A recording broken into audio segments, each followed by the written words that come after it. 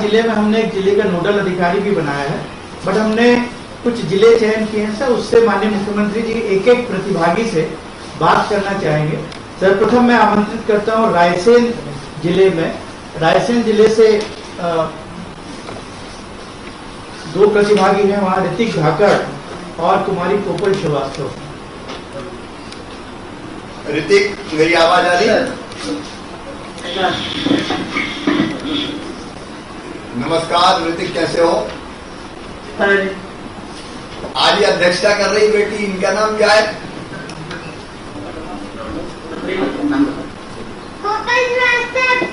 अरे बेटी, आपने भी रजिस्ट्रेशन करवाया क्या पेड़ लगाने के लिए? अरे वाह, 7 साल की बेटी। आपको कैसे मन में आया कि मैं पेड़ लगाऊं?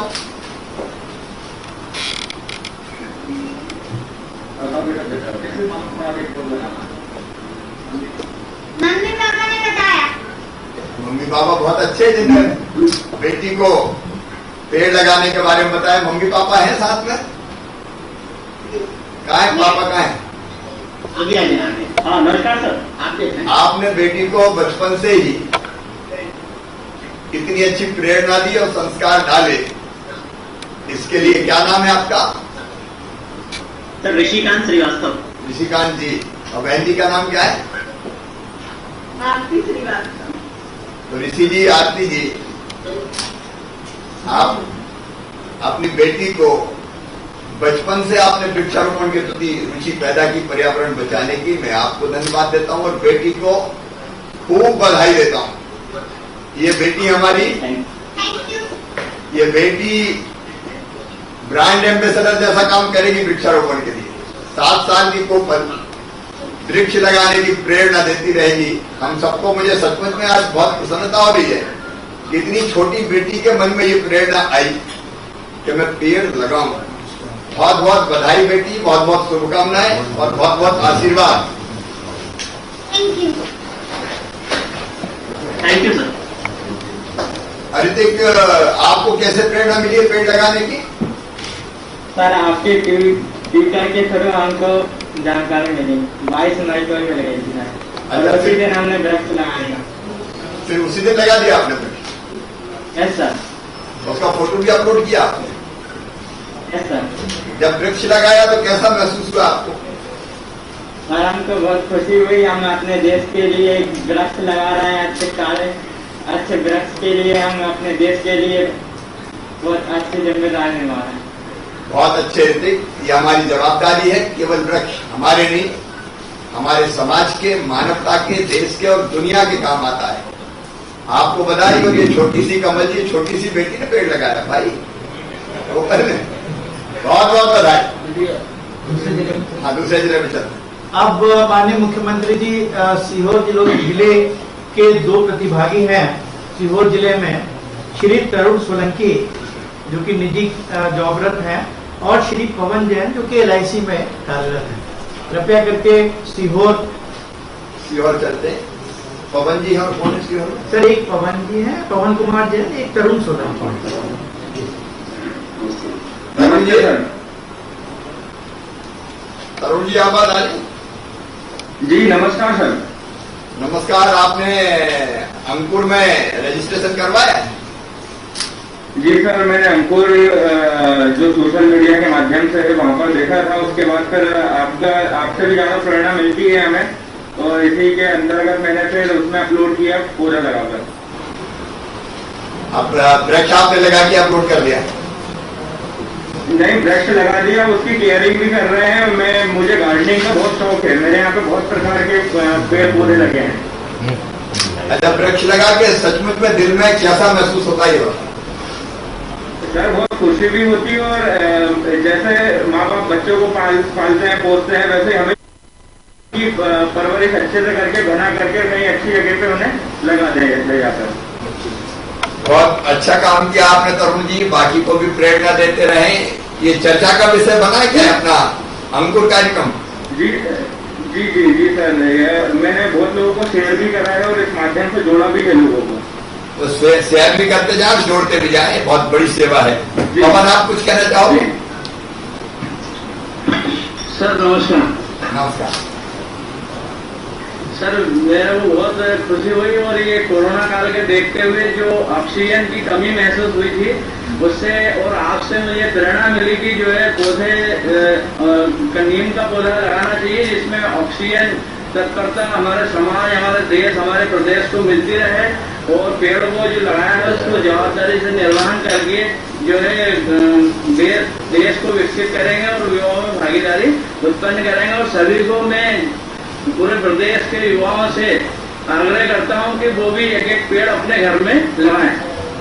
ये बात सही है कि हम पेड़ लगाते हैं, उनके बाद पेड़ नहीं लगा रहे, ऑक्सीजन प्लांट लगा रहे हैं। बहुत बहुत बधाई तरुण को, पवन को, उनकी पूरी टीम को, सीहोर में जो बैठे हुए मित्रों को।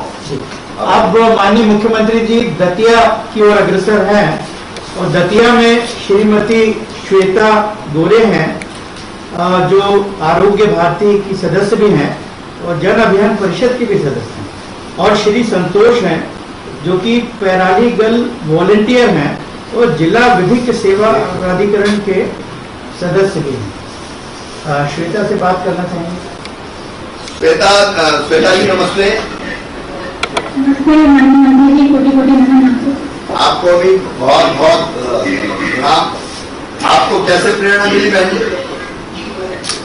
मुझे सबसे पहले तो आपके ट्विटर अकाउंट से ही जानकारी मिली थी। उसके बाद हमारे माननीय मंत्री जी ने भी अपने घर पे वृक्षारोपण किया और उसके बाद हमने जन अभियान परिषद से सीखा। उन्होंने प्रेरणा दी कि एक एक पेड़ हमें लगाना है, उसी से हमें प्रेरणा मिली। आप पेड़ लगा के अपलोड कर चुके? जी हाँ सर। पेड़ लगाते समय कैसा महसूस किया? बहुत अच्छा महसूस हो रहा है। वाकई में ऐसा लग रहा है कि ये वाकई में ऐसा काम है कि इसके आगे सारे काम फैले। और उस पेड़ को लगाकर मैंने ये महसूस किया कि एक छोटे से बच्चा जब जन्म लेता है हम उसकी सेवा किस तरह से कर सकते हैं। तो मैं बस उसकी सेवा अपने मातृशक्ति और अपने माँ को समझ के अपने बच्चे की सेवा करूंगी। इसी तरह मैं उस पेड़ की सेवा करूंगी। बहुत बढ़िया, बहुत बहुत अच्छे विचार है आपको, बहुत बधाई। मैं आपका अभिनंदन करता हूँ। संतोष जी कुछ कहेंगे? सर आपको मीडिया की ओर से बहुत बहुत बधाई। जो अंकुर कार्यक्रम आपकी प्रेरणा से प्रारंभ हुआ, जैसे ही सोशल मीडिया पर ये देखा तो वायुदूत नाम का जो ऐप था उसको रजिस्ट्रेशन करने में थोड़ी प्रॉब्लम आ रही थी। सीईओ साहब के सहयोग से इसको सर ऐप किया। इसके बाद में सर मैं प्राइवेट स्कूल संचालक भी हूँ, तो जब पौधा सर हमने लगाया तो ये लगा कि आज से मेरा छोटा भाई होगा। तो जिस तरह मैं अपने छोटे भाई की देखभाल करता हूँ, आज से इस पेड़ की भी देखभाल, पौधे की भी देखभाल करूंगा। और सर मैंने दतिया पूरे जिले में सर लगभग 400 प्राइवेट विद्यालय हैं, हमने अभियान छेड़ा है सर। सारे संचालकों ने ये संकल्प लिया है कि हम सभी लोग अपने अपने विद्यालयों में अंकुर अभियान के तहत एक पौधा जरूर रोपेंगे। सर पैरालीगल वॉलंटियर भी हैं, हमारे दतिया जिले में 60 पैरालीगल वॉलंटियर होते हैं सर। सारे लोगों में यह संदेश हमने प्रसारित किया है कि हम लोग सारे पैरालीगल वॉलंटियर एक एक पौधा जरूर लगाएंगे, क्योंकि कोविड की दूसरी लहर ने सर हम लोगों को ऑक्सीजन का महत्व समझा दिया है। एक कृत्रिम ऑक्सीजन से सर एक प्राकृतिक ऑक्सीजन का महत्व जो आज हम लोगों ने जाना है, इसके लिए सर आपको कोटि कोटि धन्यवाद। और जरूर सर हम इस अभियान को सफल बनाने में जी तोड़ मेहनत करेंगे। आपके इस अभियान का सर सफल हो, ऐसी शुभकामनाओं के साथ में पुनः श्रीमान आपको ढेर सारी बधाई। धन्यवाद सर। संतोष जी आपकी बात सुनकर सचमुच को बहुत संतोष हुआ और सबको प्रेरणा मिली, सबको प्रेरणा मिली कि हमको अपने लिए, अपनों के लिए और उस धरती के लिए पेड़ लगाना चाहिए। आपको बहुत बहुत बधाई। अब हम गुना जिले की तरफ चलेंगे। माननीय मुख्यमंत्री जी गुना जिले में 2 प्रतिभागी हैं, श्रीमती सुनीता अग्रवाल जो हाउसवाइफ हैं और श्री धर्मेंद्र धाकड़ जो कि कृषि कार्य करते हैं। सुनीता जी नमस्ते। नमस्ते, कैसे हैं सुनीता जी? अच्छे हैं सर जी, आपकी कृपा है। कैसे आपके मन में ये विचार आया कि पेड़ लगाना चाहिए? जी हम एक राजीव गांधी पार्क है, वहाँ पे लगाते हैं पेड़ वगैरह। तो आपका कार्यक्रम देखा जिसमें आप रोज एक पेड़ लगाते हैं, उसी से हमको प्रेरणा मिली कि हमें और पेड़ लगाने चाहिए बड़े वाले। लगाते समय कैसा महसूस होता है? बहुत खुशी हुई सर। आने वाले समय में वहाँ पे जब लोग आके बैठेंगे उन्हें उसको तो ऑक्सीजन मिलेगी और बैठने के लिए ठंडी छाया मिलेगी। अच्छा, तो ये पेड़ लगाने का क्रम जारी रखेंगे आप? हाँ जी सर, पहले से भी लगा रहे हैं, हम 3-4 सालों से लगा रहे हैं। बहुत बहुत बधाई सुनीता जी, आप तो बहुत दिनों से ये काम कर रहे हैं, आपका अभिनंदन। धर्मेंद्र जी आप कुछ कहेंगे? नमस्ते मामा जी। नमस्ते। हाँ जी, घर में भी लगे हुए हैं पेड़, और ये भी हमारे घर के सामने पार्क है जिसे हमने डेवलप किया है। धर्मेंद्र आपका क्या विचार है? बहुत अच्छे बहन जी। बोलिए मामा जी, मेरे लगाए तो घर पे हाँ। कैसा लगा पेड़ लगा के? बढ़िया लगा मामा जी, बहुत अच्छा। आप बाकी को भी प्रेरित करेंगे पेड़ लगाने के लिए? जी जी मामा जी। तो सुनीता जी और धर्मेंद्र जी दोनों को मैं बहुत बहुत बधाई देता हूँ। आप बहुत पवित्र काम कर रहे हैं धरती को बचाने का और मानवता को बचाने का। सर अब हम मंडला जिले की ओर अग्रसर हैं और मंडला में सुश्री रिया हरदहा है, 20 वर्ष की हैं, कृषक हैं। इन्होंने सर पीपल का पेड़ पौधा लगाया है। और श्री जितेंद्र चंद्रौल है, ये 45 वर्ष के हैं सर, इन्होंने 30 पौधे लगाए सर, आंवला, अमरूद, अनार, नीम और आम। रिया बेटी नमस्कार सर। नमस्ते। रिया क्या करते हैं आप? अभी पढ़ रहे हैं? जी सर, जी काय में बेटी? सर, BSc फाइनल ईयर है सर। BSc फाइनल ईयर है। जी सर। आपको पेड़ लगाने का विचार मन में कैसे आया? सर, सदाचार द्वारा और कॉलेज के टीचरों द्वारा प्रोत्साहित किया गया था सर। आपने कहाँ पेड़ लगाया है? सर, घर पे ही लगाया है। घर पे ही लगाया है। कॉलेज के प्रांगण में भी पेड़ लगे हैं? जी सर, लगे हैं। आपने घर पे लगाया इसके लिए आपका अभिनंदन, लेकिन अब कॉलेज के प्रांगण में भी जहाँ खाली जगह हो और उपयुक्त स्थान हो, वहां अपने फ्रेंड्स के साथ, सहेलियों के साथ और टीचर्स के साथ मिलकर और पेड़ लगाने का अभियान है बेटी। कैसा लग रहा है आपको पेड़ लगाने का अभियान चला?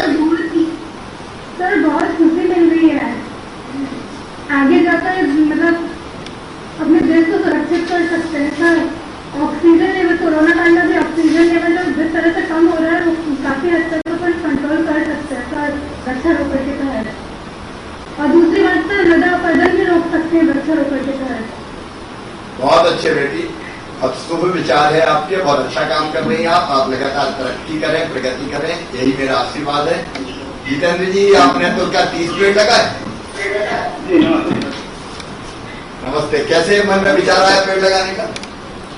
विगत 3-4 वर्षों से वृक्षारोपण करता रहता हूँ सर, कभी खेत में, कभी बाड़ी में।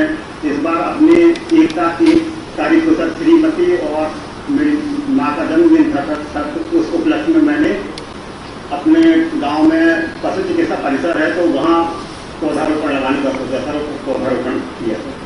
देखिए कितना शुभ विचार है जितेंद्र जी का कि पत्नी का जन्मदिन हो, माता जी का जन्मदिन हो, मैं तो कहता हूँ बेटे बेटी का भी जन्मदिन हो, तो हम इस शुभ अवसर का उपयोग वृक्षारोपण में कर सकते हैं। एक पेड़ अगर लगाया, केक तो हम काट के खा जाएंगे, वो भी मैं काटने का मन नहीं कर रहा, केक भी काटे या जो भी परंपरा निभाए, लेकिन साथ पेड़ अगर लगा दिया तो उनके जन्मदिन को हमेशा याद दिलाएगा और उनके जन्मदिन को न केवल याद दिलाएगा बल्कि कितना लाभ लोगों को होगा।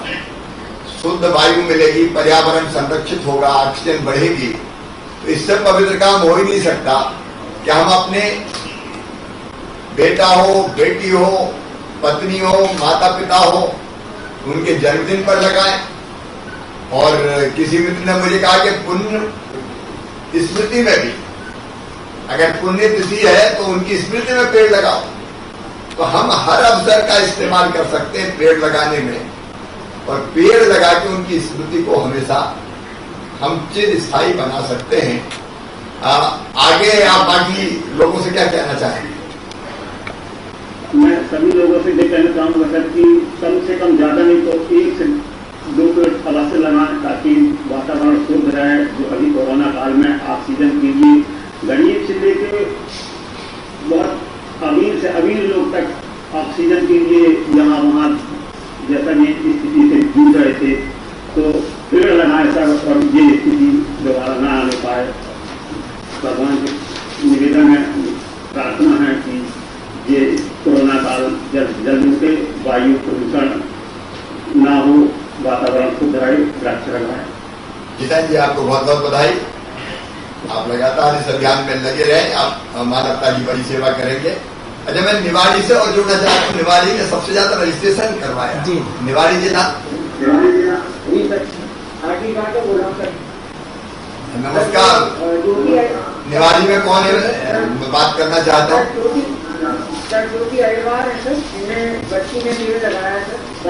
ज्योति बेटी नमस्ते। क्या कर रहे हैं आप? पढ़ाई कर रहे हैं अभी? बीकॉम फाइनल में पढ़ रहे हैं। बेटी, ये पेड़ लगाने का भाव मन में कैसे आया? लगाते हैं सर, 1-2 साल से लगाते हैं और इसे अच्छा भी लगता है पेड़ों से। अच्छा, मन को अच्छा लगता है? हाँ, मन को अच्छा लगता है। हमने लगाया है तो छाया भी हो गई, इसमें फूल बनने लगे और तो हमें अच्छा लगा, हमें और भी लगाना चाहिए। बहुत अच्छे। पेड़ छाया भी देते हैं, पेड़ सुकून भी देते हैं, तसल्ली भी देते हैं। मैं आज निवाड़ी के सब मित्रों को, बेटे बेटियों को बधाई देना चाहता हूँ कि अंकुर कार्यक्रम के अंतर्गत सबसे ज्यादा रजिस्ट्रेशन अगर लोगों ने पेड़ लगाने के लिए करवाया तो निवाड़ी जिले ने के मित्रों ने लगाया। मुझे लगता है कि निवाड़ी बाकी सबको भी ये प्रेरणा देता रहेगा। निवाड़ी के मित्रों को बहुत बहुत धन्यवाद।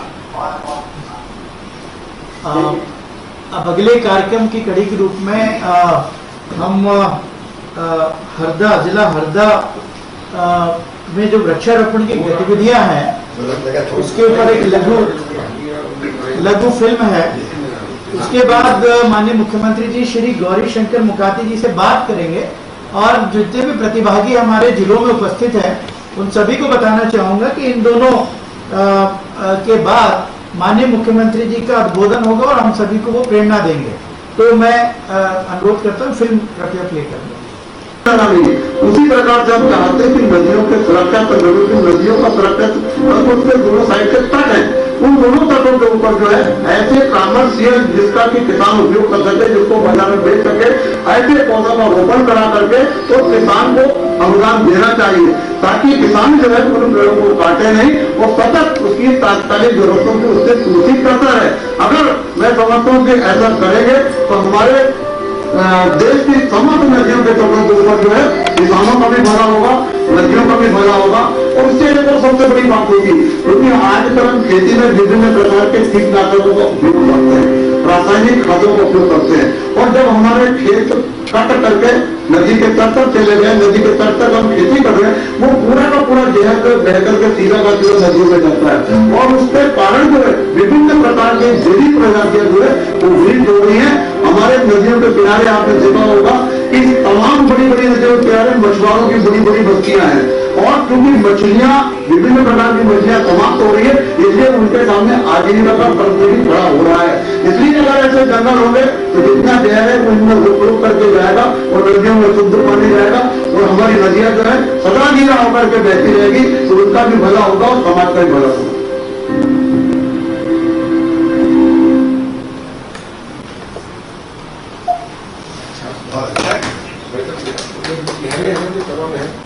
हम लोग सर हरदा में श्री गौरी शंकर मुकाती जी से मेरे साथ यहाँ कमल जी मौजूद है और वहाँ गौरी शंकर मुकाती जी।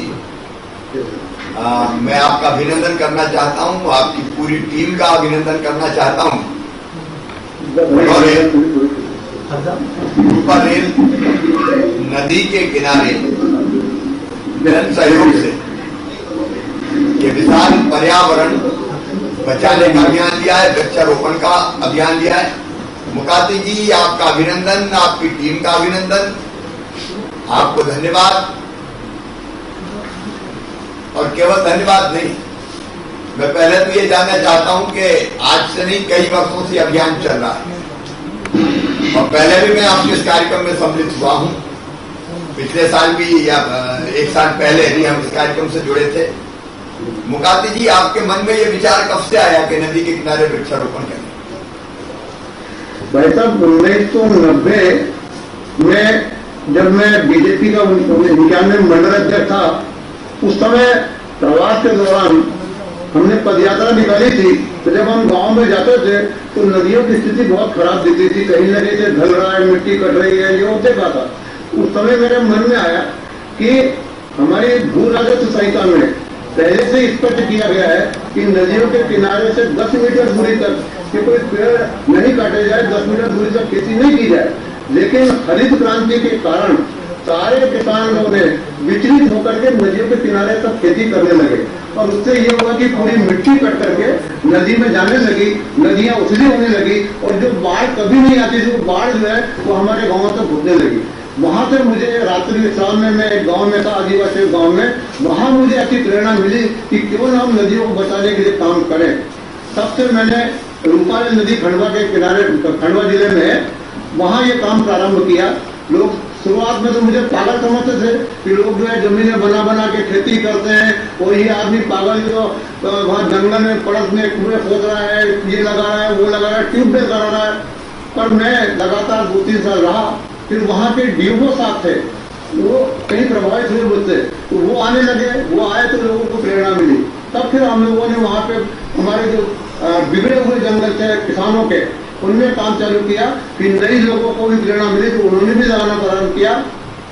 और आज स्थिति ये है कि रूपारेल नदी के किनारे 400 एकड़ में घना जंगल है। ऐसा जंगल शायद सरकार का भी नहीं होगा। माननीय कमल जी और माननीय वन मंत्री जी वहाँ होकर के आए हैं और 300-400 किसानों के साथ वहाँ कार्यक्रम किया है। तो उससे हमें सबसे बड़ी बात ये हुई कि वहाँ किसानों के मन में कभी नहीं आया कि मुझे आत्महत्या करना है। उधर लगता है कि मेरे पास में 1000 पेड़, 500 पेड़, 200 पेड़ खड़े हैं, जब जरूरत होगी मैं काट लूंगा। और इसी की वजह से वहाँ के किसान, मुकाती जी, मैं पूछा था कि लोगों ने अपनी निजी जमीन पे भी पेड़ लगाए हैं। ये पूरी निजी जमीन है, इसमें कुछ भी सरकारी जमीन नहीं है, पूरी निजी जमीन है, किसानों के नदी के किनारे की जमीन है। मैं आपका ध्यान आकर्षित करना चाहता हूँ माननीय, हमारे मध्य प्रदेश में 13 लाख हेक्टेयर भूमि जो है वो पड़क भूमि है। 13 लाख हेक्टेयर जो नदी नालों के किनारे ही है। अगर सरकार मुहिम उठाए और इसी तरीके से काम प्रारंभ करे तो हमारे जंगल जो छोटे हो रहे हैं, जो हम वनवासियों को पट्टे दे रहे हैं, उनकी कमियां हम इन जमीनों से पूरी कर सकते हैं।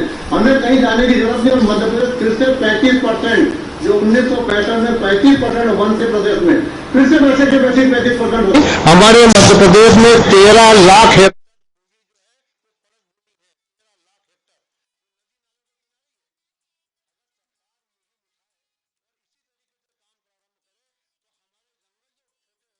जो हम वनवासियों को पट्टे दे रहे हैं, उनकी कमियां हम इन जमीनों से पूरी कर सकते हैं।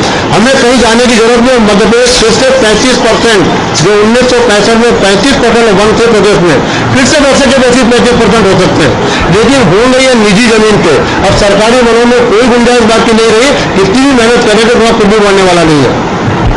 अच्छा, इससे सबसे बड़ा फायदा ये हुआ कि हमारे किसानों की आमदनी बढ़ी। किसान जब चाहे, जब उसको बच्चों को पढ़ाना हो, शादी विवाह करना हो, तब काट ले। थोड़ी सी समस्या इतनी है कि अभी भी हमारा जो अमला जो है सरकारी, उसमें जागरूकता की कमी है। वो विभिन्न प्रकार की अड़चनें डालता है और कुछ कानून जो बने हुए उनकी जानकारी भी हमारे किसान बंधुओं को नहीं है। हमारे यहाँ लकड़ी काटने के 3 नियम बने हुए हैं। एक भू राजस्व संहिता में, एक तो जो पुराने वन है, जैसे हम लोगों ने तैयार किए, पुराने थे, कुछ झूठ फूट से कुछ हमसे कहे पुराने बने, उनको लोकवानिकी के अंतर्गत बनाना पड़ता है। उसमें भी बहुत समस्या आती है। और दूसरी बड़ी समस्या है कि हमने क्या गुनाह किया है। बाकी किसानों को बोनस देते हैं, ये देते हैं, सब्सिडी खाद भी देते हैं, और हमारे लकड़ी के किसानों को 1-1 साल बाद भुगतान होता है। जो पर्यावरण के लिए काम कर रहे हैं, आपको ध्यान होगा, आपके पहले कार्यकाल में काटने के 15 दिन के अंदर अंदर भुगतान हो जाता था। लेकिन मैंने ही अपनी पोती के लिए लकड़ी कटवाई थी, विवाह होने के 1 साल बाद मुझे पैसे मिले। तो थोड़ा सा आप इधर ध्यान देंगे। और आपका जो स्नेह, आपने पिछले वर्ष भी हमारे मंच के ऊपर जो स्नेह दिया था, उससे काफ़ी कुछ प्रेरणा आई। हमने पिछले वर्ष 2,57,000 पेड़ लगाना थे, लेकिन अति बाढ़ होने के कारण हम 2,23,000 पेड़ ही लगा पाए, पौधे लगा पाए। उसकी कमी हम इस साल पूरी कर रहे हैं। इस साल हम 2,30,000 पेड़ लगा रहे हैं। उसमें माननीय नसलागंज, आपके सीओ, ये नसलागंज क्षेत्र भी में रघुनाथ सिंह जी भाटी 20,000 लगा रहे हैं।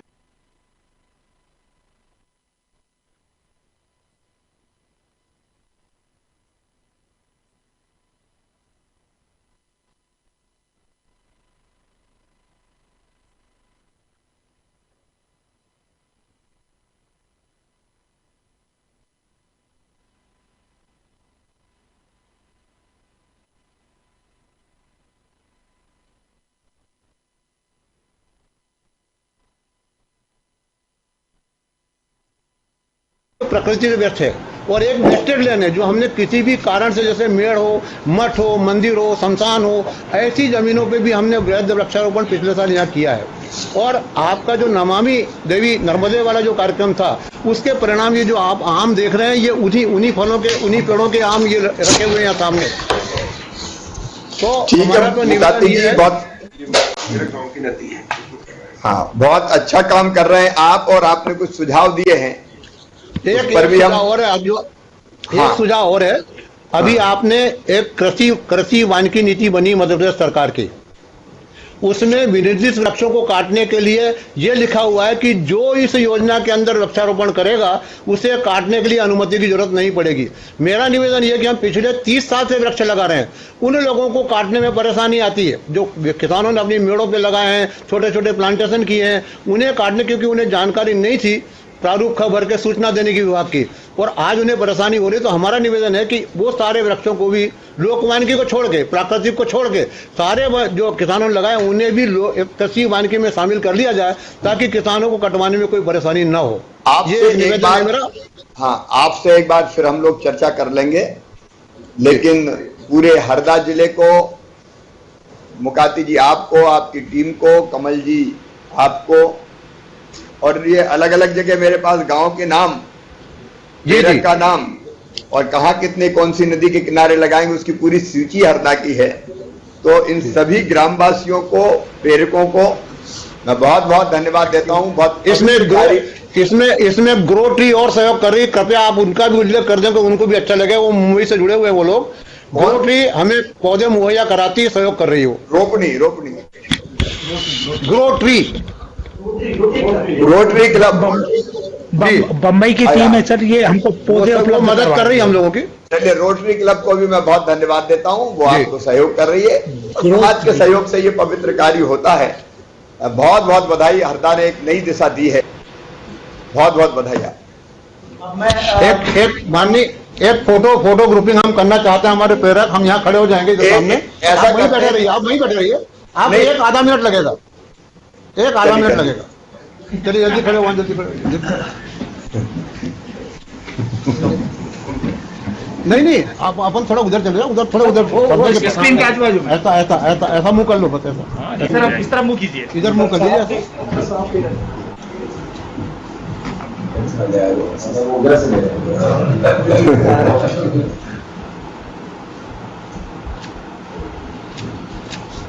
ये स्मृति चिन्ह पिछले वर्ष से ही लगे हैं, रखे हुए हैं आपके लिए। अब ये स्मृति चिन्ह लेने में जहाँ आपने पेड़ लगाए वहां आऊंगा एक दिन। आप समय देंगे तो कमल जी भी साथ बैठे, कमल जी भी साथ बैठे, ये लेने वहीं आऊंगा मैं जहाँ पेड़ लगाया।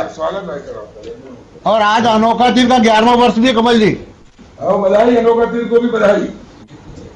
किनका है? अच्छा, अनोखा तीर, ठीक।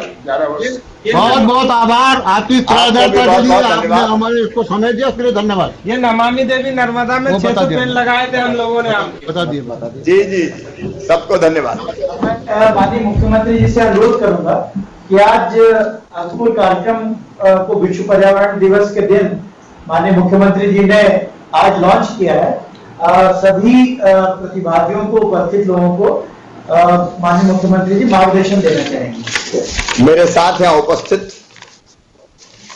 मध्य प्रदेश शासन के कृषि मंत्री आदरणीय कमल पटेल जी, मंदसौर में उपस्थित हमारे पर्यावरण मंत्री आदरणीय हरदीप डंग जी, मंदसौर के विधायक आदरणीय यशपाल जी,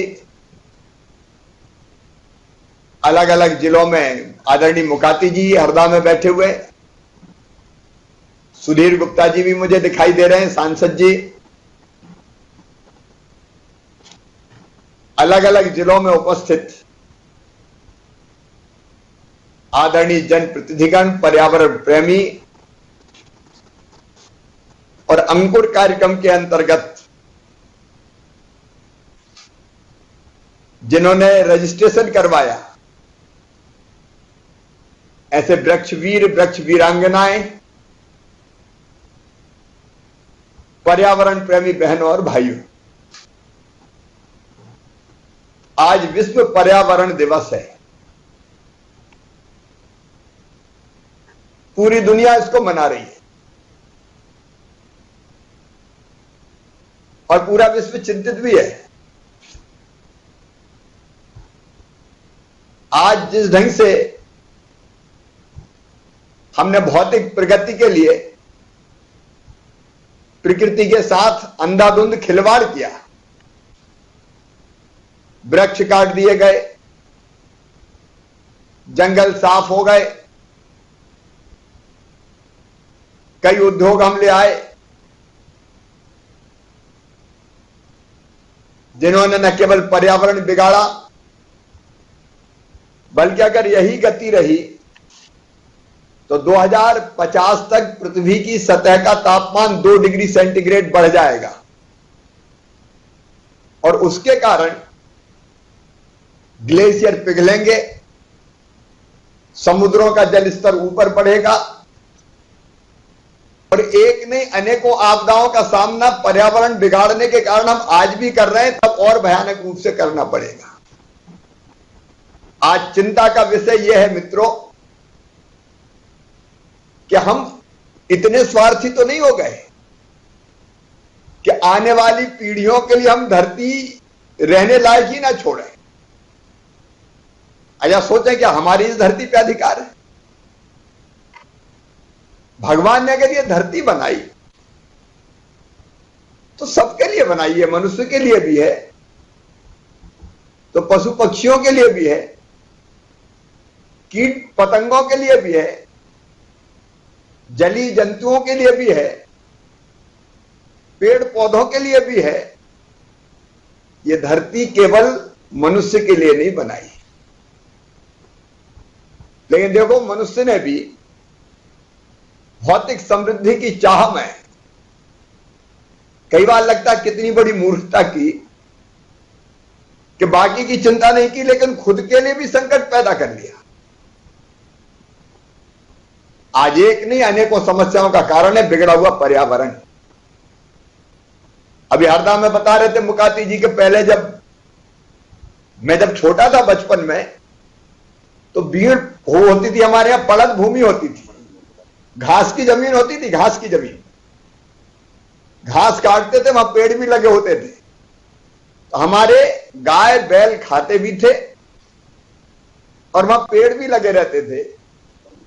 लेकिन मुझे बचपन में याद है गांव में हमारे कहते थे चैन वाले ट्रैक्टर आए। आप में से जो 60 साल से ऊपर की उम्र के उनको पता होगा, बड़े बड़े ट्रैक्टर आए थे, चैन वाले कहते थे और उनने एक तरफ से जितनी पड़त जमीन, पेड़ लगे, जंगल जमीन पे निजी सब के सब साफ कर दिए, खोदते चले गए और सब जगह हमने खेत बना लिए। पेड़ कटे, जंगल घटे। आज पूरी दुनिया के सामने संकट है और आज मैं कहता हूं ये भारत में पर्यावरण को बचाने का विचार संयुक्त राष्ट्र संघ और दुनिया के मन में तो आज आया है, जब ये लग रहा है कि अब तो मारे जाएंगे, बचेंगे नहीं, आने वाले समय में क्या होगा जीवन का। लेकिन भारत ने तो हजारों साल पहले का प्रकृति का शोषण मत करो, प्रकृति का दोहन करो। शोषण और दोहन में अंतर है। अगर आम के पेड़ से फल तोड़ लें और खा लें तो यह है दोहन, लेकिन कुल्हाड़ी लेके आम का पेड़ ही काट डालें तो यह है शोषण। प्रकृति से इतना ले लो जितनी भरपाई प्रकृति अपने आप कर ले, कोई दिक्कत नहीं है, इसकी इजाजत है, हमें जीना है। लेकिन हमने तो धरती के पेट को फाड़ फाड़ के केवल पानी नहीं, पता नहीं कौन कौन सी संपदाएं निकाली, पेड़ काट डाले, नदियां प्रदूषित कर दी और क्या संकट है हमारे सामने। आप देखो पुरातन भारतीय संस्कृति में वृक्षों की पूजा के पीछे सोच क्या था, बहुत वैज्ञानिक सोच था। ये अंध परंपराएं थी, अंधविश्वास नहीं था। बट के वृक्ष की पूजा, पीपल के पेड़ की पूजा, हम क्यों करते थे? इसलिए कि हमें सिखाया गया था कि इनके बिना हमारा जीवन नहीं चल सकता। बिना पेड़ के भारतीय संस्कृति का कोई अनुष्ठान पूरा नहीं होता, बिना पेड़ के। और इसलिए एक नहीं अनेकों कार्यक्रम ऐसे होते हैं कि जिसमें हम फल का और पेड़ का उपयोग करते हैं। गोवर्धन की पूजा अगर की भगवान श्री कृष्ण ने, तो संदेश क्या था? संदेश पर्यावरण को बचानी था। उन्होंने यही तो संदेश दिया कि वृक्ष है, ये पहाड़ है गोवर्धन, यहां आते हैं हमारे मवेशी चरते हैं, गाय बैल भैंस, बाद में दूध देते हैं, यहां के पेड़ों से हमको फल मिलता है, शुद्ध हवा मिलती है। तो गोवर्धन पूजा मतलब प्रकृति पूजा। और नदियों को मां माना हमने। दुनिया के बाकी देशों के लिए लोग क्या सोचते हैं वो अलग बात है, लेकिन गंगा सिंधु कावेरी यमुना चा सरस्वती रेवा महानदी गोदा ब्रह्मपुत्र पुनात्मान, पवित्र माए हैं ये हमारी। ये हमें बचपन से घुट्टी पुलाई गई, इसलिए नर्मदा मैया की जय, शिवना मैया की जय, माता मान के पूछते हैं। भाव यही है कि इनके बिना हमारा काम नहीं चल सकता। देवतात्मा हिमालय क्या प्रकृति की पूजा ही तो है। और इसलिए बचपन से हमें तो ये सिखाया गया है कि हम प्रकृति की पूजा करें, सम्मान करें, क्योंकि हम सबके लिए वो जरूरी है। हमने छेड़छाड़ की प्रकृति के साथ, इसलिए गहरे संकट में हम आज फंसे। इसमें से निकलना है तो हमको पर्यावरण सुधारना होगा। और इसी भाव से मैंने नर्मदा सेवा यात्रा प्रारंभ की थी पिछले कार्यकाल में। जन अभियान परिषद के समाज सेवियों के साथ मिलके संदेश यही था, नदियों के किनारे वृक्षारोपण करो, पेड़ लगाओ, नदी बचाओ। यही उसके पीछे भाव था। कई लोग अभियान से जुड़े, बीच में सरकार जरा डिसकंटिन्यू हो गई थी, तो ना कार्यक्रम वो खत्म हुआ बल्कि उसको बदनाम करने की कोशिश भी हुई। लेकिन ये हमको करना पड़ेगा। अब मैं मुख्यमंत्री के नाते सेवक हूं आपका पहला। मेरे मन में विचार आया कि शिवराज तू रोज एक पेड़ लगा। अगर तू रोज पेड़ लगाएगा, और मैं भाव बता रहा हूं आपको सचमुच में मेरे दिल के भाव, कुछ भी हो जाए मैंने पेड़ लगाना नहीं छोड़ा। कोरोना के गहरे संकट में भी जब एक एक पल हम चिंतित रहते थे कि ऑक्सीजन की कमी ना हो जाए, कहां टैंकर पहुंचा, तब भी मैंने पेड़ लगाया। और मैं पेड़ लगाता हूं, पौधा लगाता हूं, तो मुझे लगता है कि मैं जीवन रोप रहा हूं। केवल पौधा नहीं लगाया, और जीवन रोप रहा हूं तो किसके लिए? एक ऑक्सीजन के लिए। ये तो सबसे बड़ा ऑक्सीजन प्लांट तो यही है ना अपना। बाकी को लगाना पड़ेगा, चलाना पड़ेगा, ये परमानेंट ऑक्सीजन देगा। लेकिन आप एक पेड़ के बारे में सोचिए।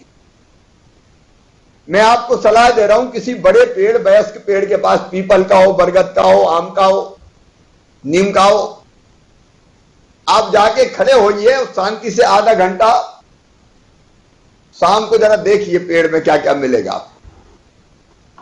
चहचहाते हुए पक्षी कलरव करते हुए शाम को आएंगे और उसमें विश्राम करेंगे। कई उसमें घोंसले बना लेते हैं अपने बच्चों के लिए। लेकिन केवल पक्षी नहीं, मैं पेड़ के पास खड़ा होकर मैंने अध्ययन किया है, लाखों जीव जंतु को एक पेड़ पालता है, आश्रय देता है।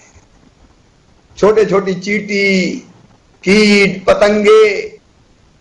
आप आवाज सुनो जरा, जंगल में से गुजरो थोड़ी शांति से, तो कितने प्रकार की आवाजें आती है। केवल पक्षियों की नहीं आती, छोटे छोटे जीव जंतु, लाखों एक पेड़। तो एक पेड़ हमें केवल ऑक्सीजन नहीं देता, लाखों जीव जंतुओं का आश्रय स्थल है, उनको जिंदगी देता है। और आप दो स्थान में बैठ के देखो, एक वहां जहां पेड़ है, आप वहां शाम को बैठ के अनुभव करो कैसा आनंद आता है। अलग अलग प्रकार की आवाजें, अगर शांत मन कर लो तो, विचारों की उथल पुथल समाप्त कर लो तो, जीव जंतुओं की, जब हवा चलती तो पत्तों की खड़खड़ाहट, पक्षियों की चहचहाहट, अलग प्रकार का आनंद की अनुभूति होती है। और वहां बैठ जाओ जहां पेड़ ही नहीं है, बिल्कुल मैदान सपाट कर दिया अपन ने, या वहां बैठ जाओ जहां सीमेंट कंक्रीट के जंगल खड़े हैं, केवल मकान है, तो जहां पेड़ है वहां शांति मिलेगी। और जहां केवल सीमेंट कंक्रीट के जंगल है वहां अपने आप मन उद्विग्न सा हो जाता है। पेड़ जीवन देता है, जीवन हमें नहीं, लाखों कीट पतंगे पशु। और ये पर्यावरण के लिए एक बात और हम सोच रहे, ये पर्यावरण बचाने के लिए सब जरूरी है मेरे भाई। ये जो असंतुलन होता है कि ये जीव जंतु सब मर गए, तो वो भी असंतुलन पैदा होता है, और वो असंतुलन कई तरह की कठिनाइयों को जन्म देता है। इसलिए हम तो जरूरी है, लेकिन हमारे साथ जीव जंतु भी जरूरी है, पशु पक्षी भी जरूरी है, कीट पतंगे भी जरूरी है। तभी सामंजस्य बनता है प्रकृति में,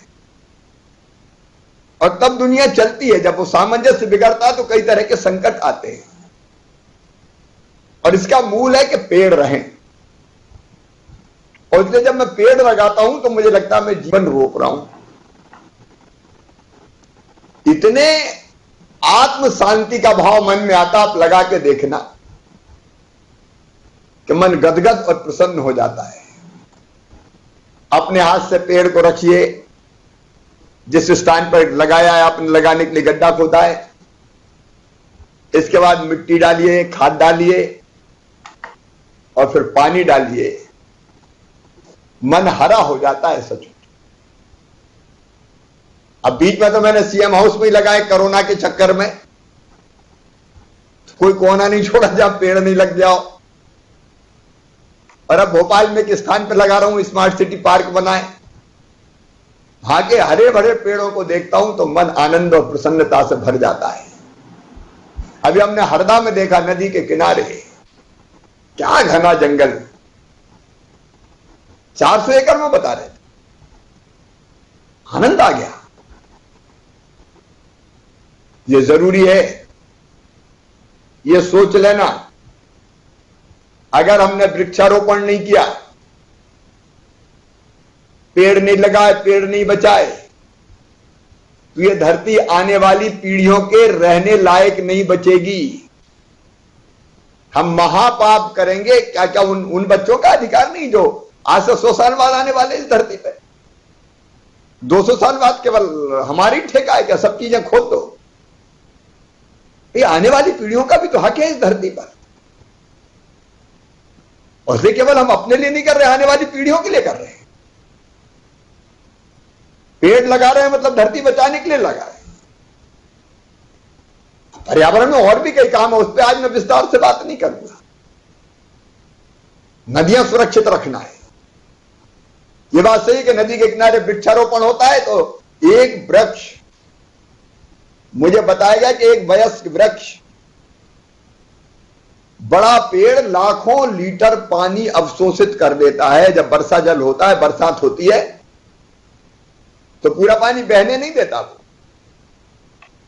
पेड़ की जड़ें फैली होती है, वो सोख के रखती है, और बाद में जब बरसात खत्म होती तो बूंद बूंद करके उन जड़ों से पानी रिसता रहता है, और वही पानी नदी की धार बनता है। अब अपने यहां ग्लेशियर तो है नहीं, हिमालय की तरह के बर्फ पिघल के नदियां आ रही है। ये नर्मदा जी का उद्भव कहां से होता है? अमरकंटक से। साल के घने वन और साल के वो पेड़ वर्षा जल अवशोषित करके रखते हैं और धीरे धीरे छोड़ते हैं, तो वही नर्मदा मां की धार बनती है और वही सोन नदी की धार बन के बहती है। वो खत्म हो गए तो धार खत्म। इसलिए पेड़ है तो वर्षा है, वर्षा है तो नदियां हैं। गहरा रिश्ता है पेड़ का जिंदगी से। और इसलिए मैं सबको अपील और आह्वान करता हूं मेरे प्रिय बहनों और भाइयों, एक पेड़ साल में जरूर लगाना। मैं ज्यादा की बात नहीं करता, मैं रोज लगाऊंगा, आप एक जरूर लगाना। साल में एक पेड़ लगाना और उसकी रक्षा करना। लगाने का मतलब ऐसे नहीं लगा के फिर निकल लिए तो कहीं बकरी खा गई, कहीं और कोई खा गया।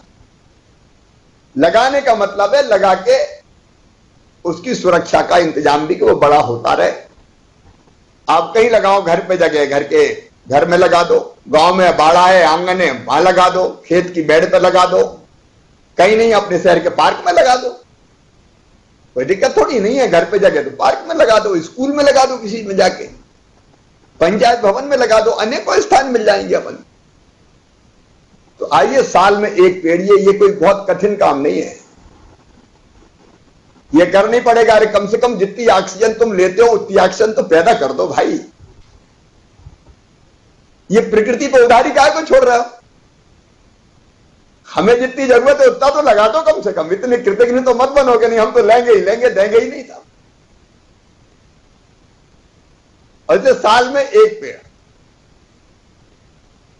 अजय एक काम और कर सकते हैं, बेटा बेटी का जन्मदिन मनाना है,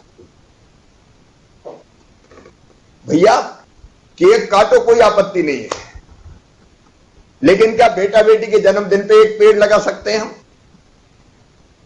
माता पिता के जन्मदिन पे लगा सकते हैं, तो अगर नहीं है तो उनकी पुण्य स्मृति में लगा सकते हैं, शेयर कर सकते हैं कि आज मैंने मेरी पिताजी की स्मृति में पेड़ लगाया है साहब, पिताजी का नाम लगा दो वहां। आते जाते कोई देखेगा कि ये स्वर्गीय फलाने जी की स्मृति में। स्मृति बनाए रखने का कितना अच्छा तरीका है, क्योंकि वो स्मृति जीवन भी देगी ना लोगों को, उनको भी अच्छा लगेगा। हम नहीं है लेकिन फिर भी हमारे नाम पे जीवन रोपा जा रहा है। बच्चे जब बड़े होंगे तो वो देखेंगे कि ये पेड़ मेरे जन्मदिन के लगे हैं। हम किसी भी ऐसे काम में, शुभ कार्य में, पुण्य स्मृति में वृक्ष लगा सकते हैं, पेड़ लगा सकते हैं। मुझे लगता है कि लगाना चाहिए। ये धरती मां पे अपना, धरती मां का जो हम पे कर्जा, वो कर्जा उतारना होगा। हमने अंकुर कार्यक्रम इसलिए प्रारंभ किया, मुझे बहुत खुशी है। 26 मई को बुद्ध पूर्णिमा के दिन भगवान बुद्ध को भी बोधि वृक्ष के नीचे ज्ञान प्राप्त हुआ था। सुजाता ने खीर खिलाई और एकदम ज्ञान प्राप्त हुआ। उस दिन हमने अंकुर कार्यक्रम प्रारंभ किया था कि जन भागीदारी से धरती को हरा भरा बनाने के लिए वायु दूत नाम का ऐप हमने बुद्ध पूर्णिमा के दिन लॉन्च किया था, मतलब 26 मई को। और आज 5 जून है, 15,000 लोगों ने रजिस्ट्रेशन करा दिया पेड़ लगाने के लिए। 15,000 लोग, और 2,500 लोगों ने लगा भी दिया, पेड़ लगा दिया और फोटो अपलोड कर दिया कि मैंने लगाया। प्रारंभ में हमने देखा, सचमुच मुझे दिल से खुशी हुई कि पवित्र मन से एक काम शुरू किया, कितने जल्दी लोग जुड़ रहे हैं। और मैं सभी से ये अपील करना चाहूंगा, आप भी अंकुर से जुड़िए, बाकी को भी अंकुर से जोड़िए। सब रजिस्ट्रेशन कराएं कि मैं पेड़ लगाऊंगा, पेड़ लगा के फोटो अपलोड करूंगा और उस पेड़ की सुरक्षा करूंगा या करूंगी। मेरी बहनों ने भी बहुत काम किया है। सचमुच में एक जन आंदोलन बन जाए पेड़ लगाना। मध्य प्रदेश की 8.5 करोड़ जनता, उसमें छोटे बच्चे छोड़ भी दें, 4-5 करोड़ लोग अगर पेड़ लगाए तो 4-5 करोड़ पेड़ लगेंगे भी और बचेंगे भी। वो जब पेड़ लगाने का बड़ा अभियान चलता तो कई बार वो उतना सफल नहीं होता, आधे से ज्यादा पेड़ फिर उसमें लगे और भूल भाल गए। लेकिन मैं पेड़ लगाऊंगा और मैं पेड़ की रक्षा करूंगा। कितने पेड़ लगेंगे, कितने लोगों को जीवन मिलेगा, कितनी ऑक्सीजन मिलेगी, आप कल्पना कर सकते हैं क्या? मेरे प्रिय बहनों और भाई, मैं आपसे अपील करता हूं, सभी जनप्रतिनिधियों से, समाज सेवी संस्थाओं से, अलग अलग वर्गों के बहनों और भाइयों से, शैक्षणिक संस्थाओं से, रोटरी क्लब जैसी संस्थाएं, Leo Club, Rotary Club, Lions Club, अलग अलग धार्मिक, आध्यात्मिक, सामाजिक संगठन, अलग अलग मेरे विधायक, सांसद साथी, वो भी अभियान दे सकते हैं हाथ में। लगाइए। अगर आप रजिस्ट्रेशन करा के डाउनलोड करेंगे तो ये केवल दिखावा नहीं है, दूसरों को प्रेरणा देंगे कि आप फलाने जी लगा रहे हैं तो मैं भी लगाऊं, इसलिए उसका ज्यादा महत्व है। और हमने तय किया है कि पेड़ लगाने के बाद प्रतिभागी 30 दिन के बाद फिर से फोटो अपलोड करेंगे कि मेरे पेड़ देख लो। इससे क्या होगा, ऑनरशिप विकसित होगी कि लगाया भी और उसकी सुरक्षा भी कर रहे हैं। और ऐसे प्रयास के माध्यम से हम जिलेवार प्रतिभागियों का चयन करेंगे और उनको वृक्षवीर और वृक्ष वीरांगना कहा जाएगा। और इन चयनित प्रतिभागियों को हम प्राणवायु अवार्ड से सम्मानित करेंगे हर साल। प्राणवायु अवार्ड, ये प्राणवायु देने का काम है भाई। मंदसौर के हमारे मित्र सामने बैठे, आपने ऑक्सीजन प्लांट लगाए कोरोना काल में, अब प्राणवायु लगाइए। मैं सभी जगह अपील करना चाहता हूं। इसके साथ एक और हम फैसला कर रहे हैं, अब राज्य में बिल्डिंग परमिशन के साथ यह शर्त अनिवार्य की जाएगी कि वो पेड़ लगाएंगे ही। आपको मकान बनाना तो पेड़ लगाने की शर्त, बिल्डिंग परमिशन के साथ। अच्छा, कोई बड़ा काम नहीं है, मकान बना रहे भैया, पेड़ लगाओ। मकान में जगह, मकान के अगल बगल में लगाओ। इनके जगह नहीं है तो नगर निगम, नगर पालिका के पार्क में, पंचायत, स्कूल भवन, जहां भी जगह लगाओ। और ये नगर निगम, नगर पालिका, नगर पंचायत में तो होगी। हम पंचायतों को भी कहेंगे गांव में भी मकान बने तो एक पेड़ अनिवार्य। और प्रधानमंत्री आवास योजना का मकान जो बना है उसमें भी अनिवार्य एक पेड़ लगाना है। 1.5 लाख का मकान बन रहा है, एक पेड़ लगाओ भाई। तो मुझे लग रहा है कि ये बिल्डिंग परमिशन अनिवार्य कर दी जाएगी कानूनन। तो पेड़, मकान बनाया तो कहीं ना कहीं थोड़ा बहुत पर्यावरण डिस्टर्ब होता ही है, रेत, बजरी, सीमेंट सब आती है, तो उसकी भरपाई कर दो भैया, पेड़ लगा दो। लेना देना बराबर हो जाएगा, जितना प्रकृति से लिया चलिए दे दिया आपने। तो मुझे लग रहा है कि यह काम भी बहुत महत्वपूर्ण होगा। आज इस अवसर पर सारे वृक्ष वीरों का, वृक्ष वीरांगनाओं का, अंकुर से और पर्यावरण बचाने के अभियान से जुड़े हुए सभी मित्रों का मैं हृदय से आभार प्रकट करता हूं। और मैं ये मानता हूं कि सरकार और समाज दोनों मिलकर करें। यार, हम तो वर्षों से कहते रहे धर्म की जय हो, अधर्म का नाश हो, प्राणियों में सद्भावना हो, विश्व का कल्याण हो। विश्व का कल्याण होगा धरती के कल्याण से। इसलिए पेड़ लगा के ये कल्याण कर सकते हैं हम। मैं भी लगाऊंगा, आप भी लगाएं। बहुत बहुत धन्यवाद। माननीय मुख्यमंत्री जी, एक निवेदन है। माननीय मुख्यमंत्री जी, एक निवेदन कर रहा हूं। हाँ यशपाल जी बोलिए। एक छोटा सा निवेदन ये है, अभी आपकी प्रेरणा, आपका मार्गदर्शन निमाड़ी से लेकर कर हरदा तक, एक छोटी सी बिटिया से लेकर के एक बड़े वरिष्ठ मुकाती जी तक हमने आपका साक्षात्कार और सब कुछ सुना। आपके ठीक पीछे एक बैनर लगा है, अंकुर कार्यक्रम। ये सिर्फ कार्यक्रम न बने, इसलिए मैं आपसे आग्रह करना चाहता हूं, इसका एक नामांकन कर दिया जाए, अंकुर प्रेरक पर्यावरण मित्र मंडली। वो परमानेंट रहेगी पूरे मध्य प्रदेश पर, वो प्रेरित करते चले जाएंगे। एक बड़ा समूह उस बैनर पर बन जाएगा, अंकुर प्रेरक पर्यावरण मित्र मंडली। ठीक है, ये नाम नोट कर लें। ठीक है यशपाल जी, आपका सुझाव बहुत अच्छा है। धन्यवाद, बहुत बहुत धन्यवाद।